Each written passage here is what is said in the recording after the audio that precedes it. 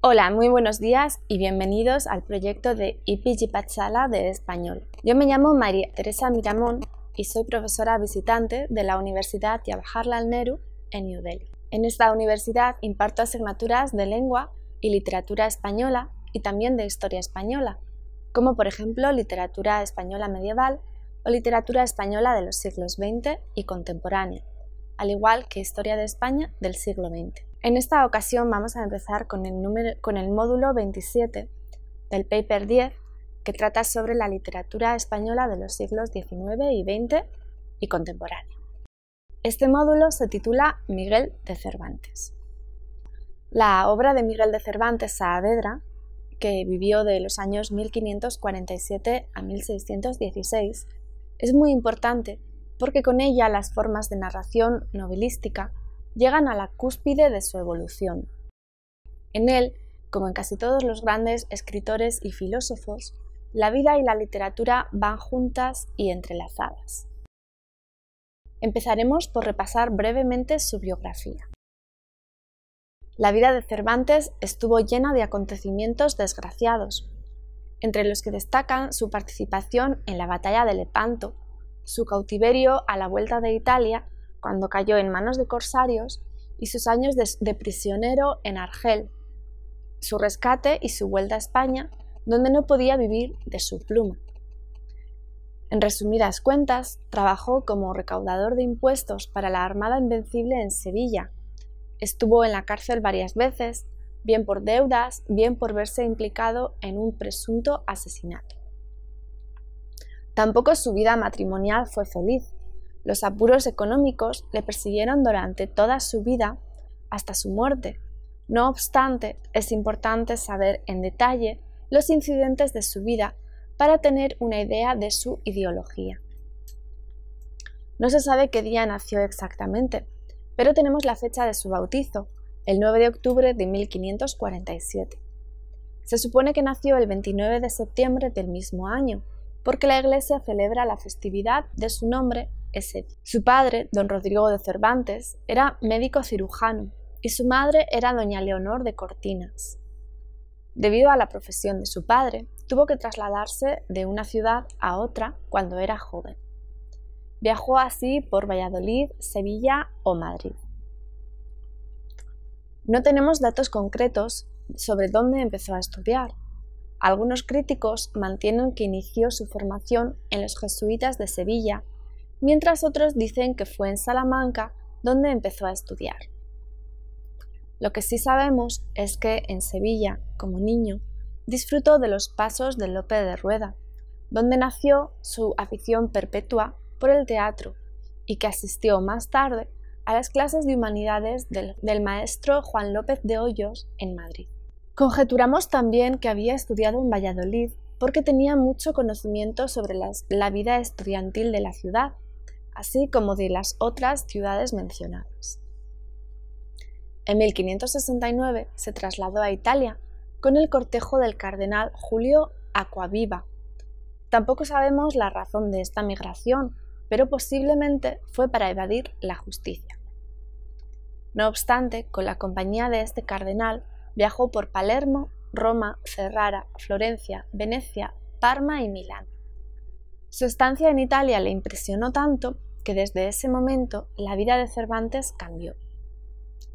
El 7 de octubre de 1571 estalló la batalla de Lepanto. En esta batalla, las flotas combinadas de España, el Papa y Venecia vencieron a la armada mahometana bajo el mando supremo de don Juan de Austria.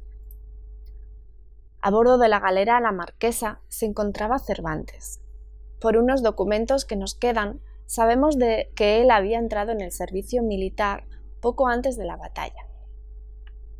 De esto podemos deducir que su personalidad combina la disciplina del servicio militar con la del pensamiento literario, tal y como siglos antes vimos en Garcilaso de la Vega. Cervantes fue herido en la batalla y perdió el uso de su mano izquierda. Convaleció en el hospital de Mesina y al año siguiente volvió a combatir en Navarino y Túnez. Después de su vuelta a Palermo, fue a Nápoles para luego regresar a España. Por entonces tenía muchas cartas de recomendación entre ellas una de Juan de Austria. A bordo de la galera Sol, junto a su hermano Rodrigo, fue atacado por unas naves turcas cerca de Marsella. Fue hecho prisionero y conducido a Argel. Recordó este suceso 2 años más tarde en la epístola a Mateo Vázquez. En esta epístola declara el sufrimiento por la captura. El cautiverio es tan ahincado que de la epístola clásica solo queda la forma. La materia poética es un prolongado y trágico grito de dolor personal. Hay un desequilibrio entre materia y forma poco clásico, pero que responde a la mísera realidad personal. La tradición tiene que ceder ante la angustia desbordada. El pasaje que interesa dice así: pero mis cortos implacables hados en tan honrosa empresa no quisieron que acabase con la vida y los cuidados, y al fin por los cabellos me trujeron a ser vencido por la valentía de aquellos que después no la tuvieron, en la galera Sol que oscurecía mi ventura a su luz, a pesar mío, fue la pérdida de otros y la mía. Valor mostramos al principio y brío, pero después, con la experiencia amarga, conocimos ser todo desvarío. Sentí de ajeno yugo la gran carga, y en las manos sacrílegas malditas, 2 años ha que mi dolor se alarga. También hay alusiones a su cautiverio en un episodio de Don Quijote, una novela intercalada, y es la historia del cautivo. Aparte de esto, menciona su sufrimiento y la experiencia en sus comedias El trato y Los baños de Argel.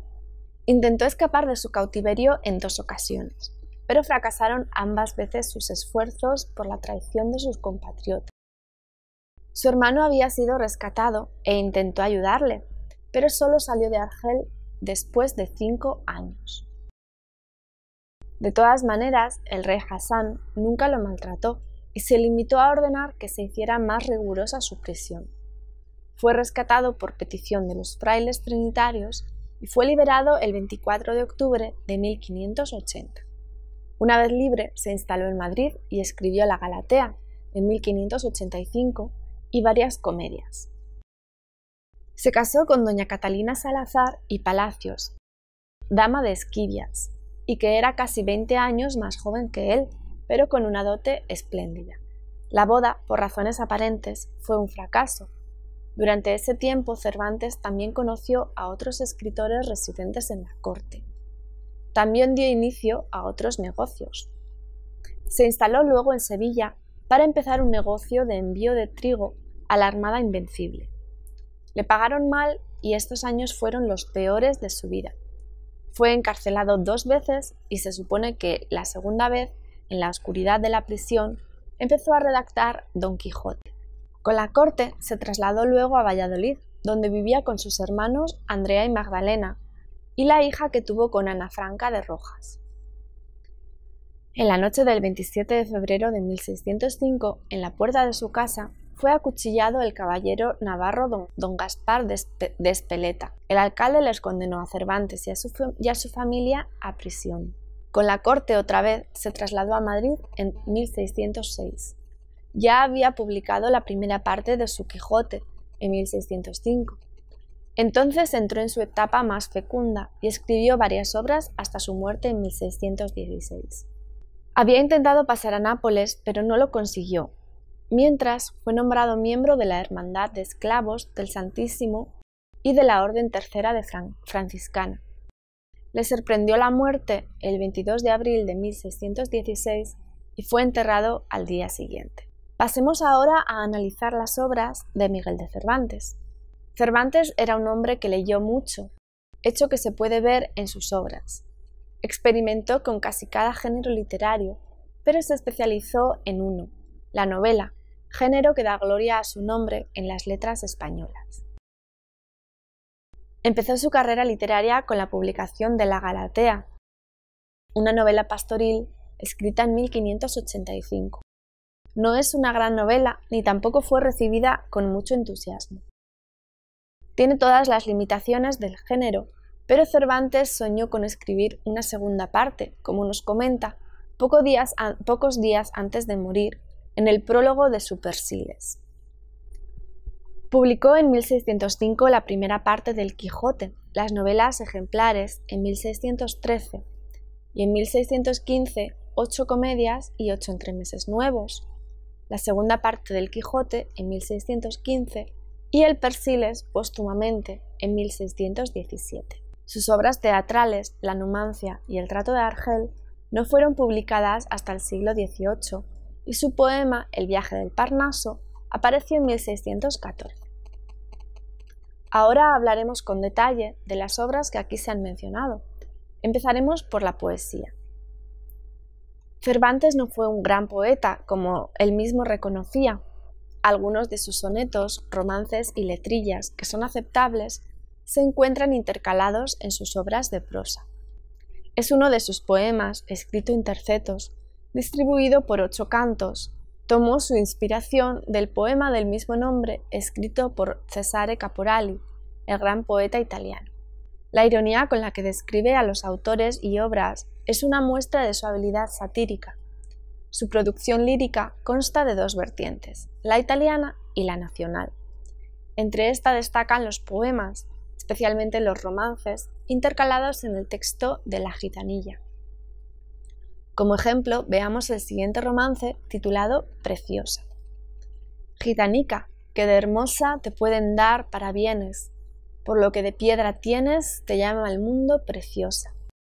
De esta verdad me asegura esto, como en ti verás, que no se apartan jamás la esquiveza y la hermosura. Si como en valor subido vas creciendo en arrogancia, no le arriendo la ganancia a la edad en que has nacido, que un basilisco se cría en ti que mate mirando, y un imperio que aunque blando nos parezca tiranía. Entre pobres y aduares, ¿cómo nació tal belleza? ¿O cómo crió tal pieza el humilde Manzanares? Por esto será famoso al par del Tajo dorado, y por preciosa apreciado más que el Ganges caudaloso. Dices la buena ventura, y da hasta mala continuo, que no van por un camino tu intención y tu hermosura. Porque en el peligro fuerte de mirarte o contemplarte, tu intención va a desculparte y tu hermosura a dar muerte. Dicen que son hechiceras todas las de tu nación, pero tus hechizos son de más fuerza y más veraz, pues por llevar los despojos de todos cuanto te ven, haces, oh niña, que estén tus hechizos en tus ojos. En sus fuerzas te adelantas, pues bailando nos admiras, y nos matas si nos miras, y nos encantas si cantas. De 100.000 modos hechizas, hables, calles, cantes, mires, o te acerques o retires, el fuego de amor atizas. Sobre el más exento pecho tienes mando y señorío, de lo que es testigo el mío, de tu imperio satisfecho. Preciosa joya de amor, esto humildemente escribe el que por ti muere y vive, pobre aunque humilde amador. Como vemos, maneja los metros cortos y largos con elegancia. De la poesía italianizante, cultiva casi todas las modalidades. A veces nos recuerda a Garcilaso cuando trata el tema pastoril y otras veces a Herrera en cuanto a la temática heroica. Su maestría como poeta se basa sobre su habilidad para construir sonetos excepcionales. Así queda demostrado en el poema Amadís de Gaula, como veremos a continuación. Vamos a leer solamente un fragmento. Tú que meditaste la llorosa vida que tuve, ausente y desdeñado, sobre el gran ribazo de la peña pobre, de alegre a penitencia reducida. Tú, a quien los ojos dieron la bebida de abundante licor, aunque salobre, y alzándote la plata, estaño y cobre, te dio la tierra en tierra la comida. Bueno, con esto finalizamos la parte de poesía y vamos a pasar a hablar sobre sus obras teatrales. En el prólogo de sus 8 comedias y 8 entremeses nuevos, Cervantes nos comenta que en los años 80 varias obras suyas fueron representadas en Madrid con cierto éxito. De ellas solo nos han quedado La Numancia y Los tratos de Argel. De sus obras teatrales, la mejor es la Numancia, que fue escrita dentro de la tradición culta del teatro clasicista. Algunos críticos la consideran como la mejor tragedia antes de Lope de Vega. Lo que destaca en ella es que el protagonista no es una persona, sino toda una ciudad. Sin personajes destacados, puede decirse que tiene por protagonista a toda la ciudad, inmolándose voluntariamente en aras de su libertad. Por su sencillez, grandeza y el tono épico de muchas escenas, así como por la feliz mezcla de elementos líricos y dramáticos, ha sido comparada con las tragedias de Esquilo. Aunque fue una obra de gran fuerza dramática, Cervantes dejó de escribir para el teatro porque llegó el genio Lope de Vega, como él mismo dijo, y en sus 8 comedias y 8 entremeses nuevos ya aparecen influencias lopistas. Una de sus 8 comedias, llamada Pedro de Urdemalas, se inserta en la temática de la vida picaresca española y es quizá la más importante de todas. Obras como El viejo celoso o El retablo de las maravillas tienen una comicidad notable. Sin embargo, la obra teatral cervantina nunca llegó al nivel de otros comediógrafos del siglo de oro. Como último apartado de este tema, hablaremos de las novelas ejemplares. Las novelas ejemplares de Cervantes fueron publicadas después de la publicación de la primera parte del Quijote, aunque fueron escritas antes porque aparecen mencionadas en él. En este género, donde el genio cervantino brilla con toda su plenitud. Las novelas ejemplares son 12 novelitas a las que Cervantes llamó novelas, porque según su forma provienen de la narración breve italiana, las llamadas novellas. Utilizó también el apelativo de ejemplares para denominarlas porque de cada una de ellas podemos sacar algún ejemplo provechoso, aunque no siempre está claro cuál es el ejemplo contenido en cada una de ellas, pues en algunos casos son auténticos cuadros de costumbres y en otros desaparece la sátira social para dar lugar a relatos de acción entretenida, que más parecen pretender la sorpresa del lector que su adoctrinamiento moral. Las 12 novelitas son distintas entre sí, tanto en estilo como en contenido. Por ejemplo, en La española inglesa, Las dos doncellas, El amante liberal, La fuerza de la sangre y La gitanilla, el tema es el amor. Pero es un amor muy variado. Trata de temas como la novia abandonada y la parodia matrimonial. Estas novelas ejemplares se acercan a la novela italiana, renacentista, por el tratamiento que les da Cervantes y por la idealización excesiva de los personajes. La Ilustre Fregona representa la fase de transición entre estas y las más realistas novelas del grupo. En ella, 2 muchachos abandonan sus casas para vivir como pícaros y se encuentran con la Ilustre Fregona, una mujer de extraordinaria perfección. Las novelas son una mezcla del realismo en cuanto a los episodios picarescos y del estilo renacentista por la idealización de la mujer. Pero sus más célebres novelas son Rinconete y Cortadillo, y las 2 novelas intercaladas, El casamiento engañoso y El coloquio de los perros, escritas con una técnica muy realista. En Rinconete y Cortadillo se representa la vida del hampa sevillano que Cervantes había observado de cerca durante sus años en Sevilla. Los personajes son algunos de los mejor dibujados de la obra cervantina. Todos los ladrones en la novela tienen su imagen favorita religiosa y en su sociedad la religiosidad parece ir unida con la delincuencia. A través de los 2 jóvenes, Rinconete y Cortadillo, Cervantes se ríe benevolentamente de esta sociedad y la hipocresía de su gran devoción religiosa y del vínculo entre la religión y la delincuencia. Es una crítica influida por el erasmismo renacentista que recorre la superficialidad de ciertos principios religiosos que no tienen nada que ver con la moral. Por otro lado, las descripciones ambientales en la novela son muy vividas. El casamiento engañoso es una burla de la práctica de arreglar matrimonios en la sociedad de la época, basándose en lo que se gana al realizar la unión. Tiene un objetivo didáctico y moralizante. La historia del coloquio de los perros o el coloquio de Cipión y Berganza es muy original y curiosa. En ella, el burlado de la novela anterior, del casamiento engañoso, está convaleciendo de sífilis en un hospital donde oye la conversación entre dos perros. Muy al modo renacentista, Cervantes utiliza la forma dialogada entre los dos perros para que expresen sus opiniones sobre la sociedad de hombres que les rodea. Un planteamiento irreal para uno de los retratos más realistas del mundo cervantino. En esta novela aparecen nuevamente los temas de la hipocresía y la injusticia relatados según el humor cervantino.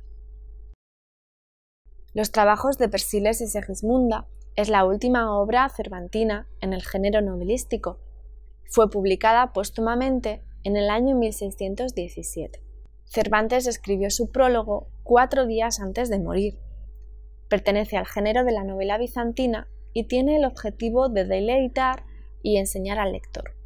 El Persíles no logró de tanta popularidad como las novelas ejemplares y el Quijote, pero la importancia de la obra cervantina para las letras españolas recae en la personalidad de Cervantes, en quien, como en casi todos los genios, vida y obra se conjugan de la manera más perfecta. Y con esto terminamos el módulo sobre la primera parte de Miguel de Cervantes, que trata sobre su novela y su prosa, y damos paso al segundo módulo sobre Miguel de Cervantes, donde vamos a hablar sobre más conocida Don Quijote de la Mancha. Muchas gracias por habernos escuchado.